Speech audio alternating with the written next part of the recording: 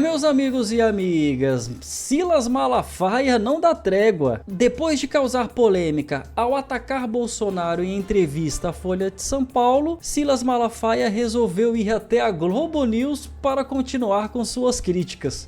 Isso mesmo, o pastor, que já foi um dos principais aliados de Bolsonaro, agora parece estar cada vez mais alinhado com a mídia esquerdista. E dessa vez ele não poupou palavras contra aqueles que não concordam com as suas declarações absurdas. E tem mais. Pito Liauriverde entrou nessa bagunça toda e revelou tudo que sabe sobre esses ataques de Malafaia a Bolsonaro. Inclusive expondo os conflitos internos que estão se desenrolando nessa história. Fica comigo até o final desse vídeo, porque eu vou te mostrar todos os bastidores dessa traição inesperada e os possíveis impactos que isso pode causar para a direita. Pastor, bora ver Malafaia na Globo News. O senhor, inclusive, cita nessa conversa com Bolsonaro duas passagens bíblicas bastante fortes. Quando Jesus entra em Jerusalém, o povo aclama, e depois quando o próprio povo pede para que ele seja crucificado. O senhor cita isso na conversa com Bolsonaro. Quer dizer, nessa meia-culpa que a direita está fazendo, já existe uma visão de que o ex-presidente Bolsonaro ajudou, de certa maneira, a rachar a direita. Ele sofre já críticas, também é nesse sentido. Olha a pergunta tendenciosa da esquerda. Que o senhor manda ao ex-presidente? Ana Flor, quero ser honesto com você, não tem direita rachada. Anote o que eu estou te falando. Não tem direita rachada. Onde não existe controvérsias de opinião, eu fico com medo. Eu fico com medo. O que está acontecendo? Todo mundo é igual gado que não pensa, que não para. Não. A direita não está rachada. A direita vai junta contra qualquer cara da esquerda. A direita vai. Não adianta agora bolinhos, paz e amor para convencer evangélicos e o eleitorado que não pertence a essa bolha de Bolsonaro. Não vai adiantar. Sabe por quê? Lula, ano passado, no Foro de São Paulo, deu uma declaração que é o pensamento da esquerda. Está aí para todo mundo, está na internet. Ele declarou em alto e bom som. Tá? Ele disse aquilo que historicamente combatemos: costumes, família e pátria. Então, bolos à esquerda, PSOL, isso é histórico. Então, o povo vai fazer uma escolha. Se você é contra costumes, se você é contra a família, se você é contra a pátria, vota em Boulos e na esquerda. Se você é a favor de costumes, da família e da pátria, vota na direita. A direita não está dividida. Ela vai junto, unida. Onde tiver direita e esquerda, nós vamos estar tudo junto. Certo? Agora, isso tem que acontecer até para a maturidade. Porque quando você tem um líder forte, como, por exemplo, Lula na esquerda e Bolsonaro na direita. Mas que maturidade é essa, Silas Malafaia? Você tá na Globo News dando entrevista e criticando o bolsonarista. É dessa forma que você quer criar maturidade, Malafaia? Assim não dá, né? Fica difícil. Direita, que são lideranças fortes, eles precisam de crítica, até para melhorar. Então hoje, ficam esses camaradas aí querendo aparecer e tirar proveito e lacrar alguma coisa. Alguns são candidatos a deputado federal, aí largaram o aço em mim, largaram o aço porque eu fui contra Pablo Marçal, e agora largaram o aço por causa dessa minha palavra. Então, a direita, sei o que eu estou fazendo. Choque de realidade para a gente pensar e melhorar a nossa ação. Pastor, queria perguntar para o senhor rapidamente, na nossa última pergunta, sobre o governador Tarcísio de Freitas. O senhor faz elogios a ele. Eu queria saber se o senhor o vê como o nome que deve disputar a presidência da República em 2026, ou se o senhor acha que a unidade deve ser em torno de Bolsonaro, que está neste momento inelegível. Bem, que pergunta bacana e interessante, Júlia, você está fazendo. É o seguinte... Eu não posso acreditar na possibilidade do Supremo Tribunal Federal manter a inegibilidade de Bolsonaro, e digo por quê. Lula foi condenado em todas as instâncias por unanimidade por crime. O STF, por 6-5, não deu habeas corpus a ele, então condenou. Depois dele preso, os advogados entraram no STF e a segunda turma não liberou ele. Depois, então, Fachin, cabo eleitoral de Dilma, deu uma canetada a favor dele e todo mundo acompanhou. Agora vamos lá. Inexigibilidade de Bolsonaro, sustentada em duas coisas. Número um, que ele reuniu embaixadores para falar contra a santa, imaculada, idolatrada urna eletrônica. Primeiro, que é prerrogativa do presidente convocar embaixadores. Segundo, e essa aqui é interessante, uso do poder político e econômico no 7 de setembro. Quem pagou o trim fui eu. E o 7 de setembro não foi feito no mesmo lugar da parada. Então, o Supremo Tribunal Federal, se mantiver a inexigibilidade de Bolsonaro, o Supremo Tribunal Federal virou partido político.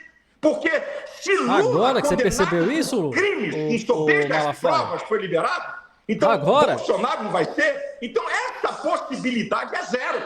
Porque eu tenho certeza que o senso crítico de justiça dos ministros do STF vão liberar Bolsonaro. E Bolsonaro liberado, eu, Tarcísio e tantos outros vamos apoiar ele. É essa a questão. Nem vou entrar no mérito. Conseguiu entender, Pittoli? Na verdade, Brown, o que aconteceu é que hoje, por volta de 8h40 da manhã, já na abertura do meu programa, do Jornal da Auriverde, eu fiz uma contextualização numa cronologia, em especial desta semana, né, que começa com Malafaia, com a Mônica Bergamo na Folha, fazendo todos aqueles disparos. E aí teve algumas publicações do pastor Silas Malafaia, por exemplo, aviso, e aí ele disse que ele se entendeu com o presidente Bolsonaro, um recado para os bolsominions, viúvas do Pablo Marçal. Aí teve na sequência aquela fala dele ainda tratando do Instituto Paraná, que o diretor falou com ele, aquela coisa toda. Aí o Instituto Paraná Pesquisa, na pessoa do diretor, diz que, olha, eu nunca conversei com o Malafaia, não teve nenhuma conversa nesse sentido. E teve a cereja do bolo, que foi essa entrevista à Globo News. Aí, Brown, o que eu tentei foi contextualizar, porque depois o Bolsonaro falou comigo ontem no Jornal da Auriverde, por mais de 1h30, e no meio dessa conversa ele diz, olha, eu não falei com o Malafaia depois do episódio da segunda-feira. Depois da entrevista à Mônica Bergamo, ele não falou comigo sequer pelo telefone. E o Malafaia disse que se entendeu com o Bolsonaro. Aí o Malafaia diz, enfim, essa construção não foi boa nessa semana do ponto de vista da construção da verdade. E eu fiz esse questionamento ao Malafaia. Eu falei assim, olha, desculpa, mas tem mentira. Então, onde tem mentira, tem um mentiroso. Enfim, eu coloquei a minha opinião, Brown, diante da informação. Foi dessa forma que eu tratei. Aí, por volta das 11h20 da manhã, eu recebi um áudio de 5 minutos e 51 segundos, e embaixo do áudio tinha um desafio para eu ouvir inteiro, se eu tinha coragem de ouvir até o final, né, que ele estava me desafiando, enfim. E como eu estava no ar ao vivo, eu tomei a decisão de colocar aquele áudio na íntegra, sem cortes, e ouvi junto com a minha audiência, né? Tomei essa decisão. E ali, o que me assustou foi a postura, né? A postura do Silas, porque eu não vi postura de pastor ali, né? Foi a postura do Silas, o pastor eu não vi.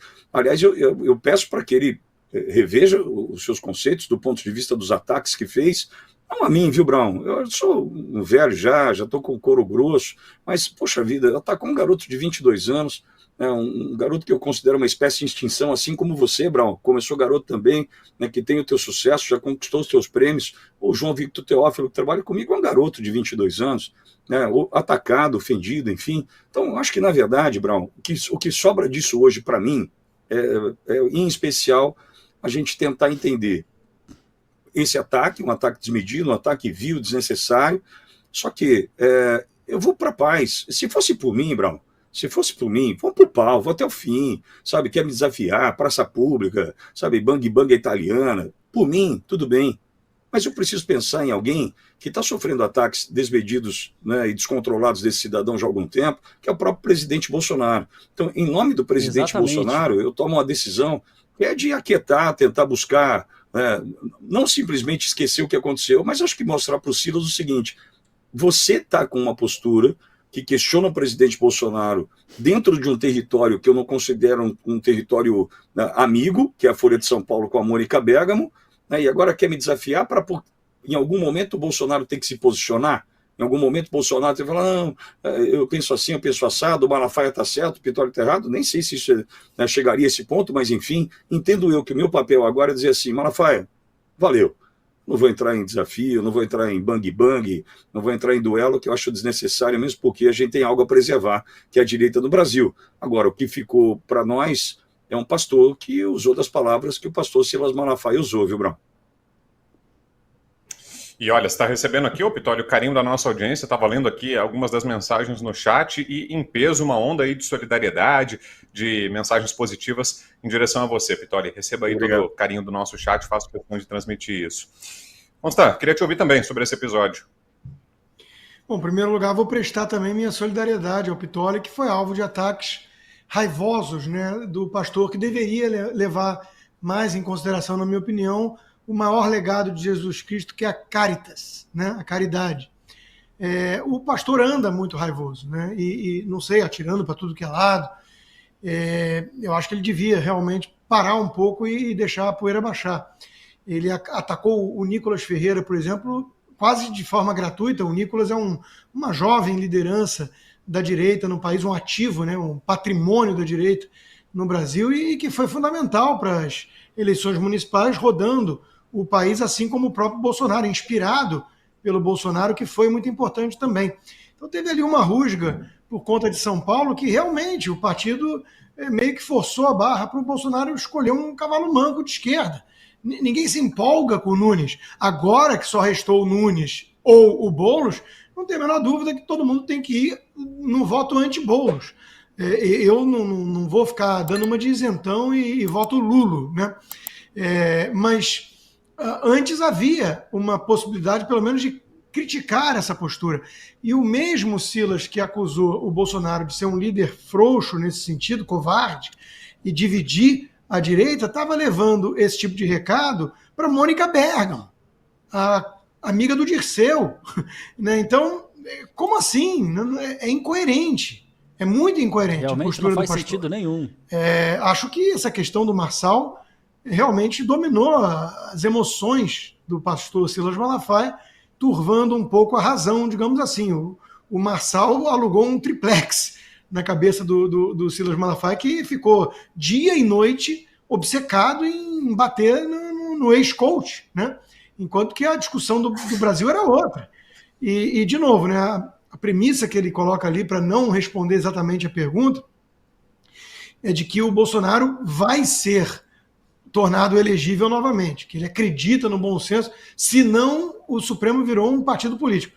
Bom, eu tenho mais notícias para isso. Ele já é um partido político há muito tempo. Faz tempo. Eu não tenho essa esperança que ele tem. Que dúvida é essa? E acho que ele também não tem muita. Então ele está dizendo isso para dizer que, não, claro que se fosse o Bolsonaro, eu disse que apoiaria, mas vamos de Tarcísio. Né? Então, assim, está me parecendo, olhando de fora, que o Silas Malafaia, assim como o Kassab, eles estão lutando com muito empenho para criar, sim, uma divisão na direita e colocar meio que a fórceps o Tarcísio como a liderança da direita, enquanto todo mundo sabe que não é o Tarcísio, é o Bolsonaro. O Tarcísio até se mostra bem leal a Bolsonaro perante o público, né? Talvez não tanto nos valores, né? Na forma de peitar esse sistema, porque é alguém que elogia o STF, que diz que o STF é o guardião da Constituição, da democracia, vai até Lisboa, na Gilmar Palusa, para elogiar esse pessoal.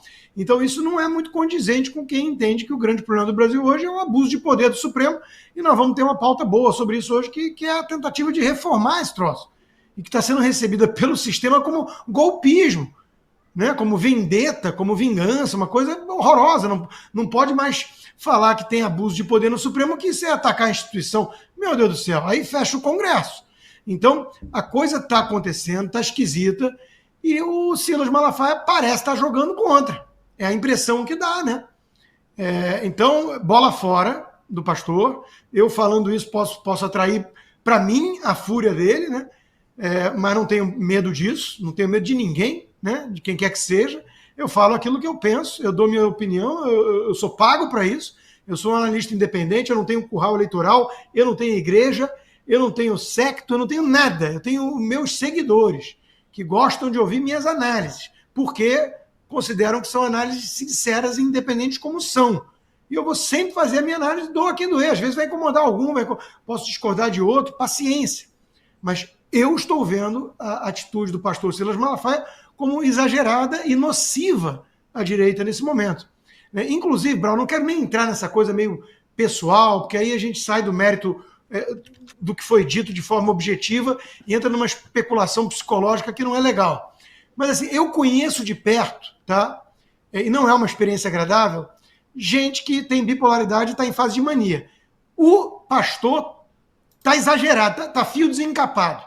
Ele está fio desencapado. Está me remetendo à minha experiência que eu tive com gente assim. Então, meu recado, minha recomendação humilde seria, pastor, take it easy. Tira 3, 4 dias sem falar com a Globo, com a Folha de São Paulo, de repente com o Estadão, né?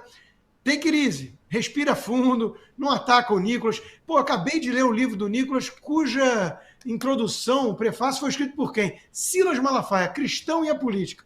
Um belíssimo livro, um ótimo prefácio. Melhor, né? Bem melhor essa fase, bem melhor esse momento. Então, não estou entendendo e não estou gostando. Comenta aqui embaixo para mim o que você achou de mais essa entrevista de Malafaia à imprensa esquerdista. Curta esse vídeo, siga a página que tem vídeo todo dia para você. Até mais!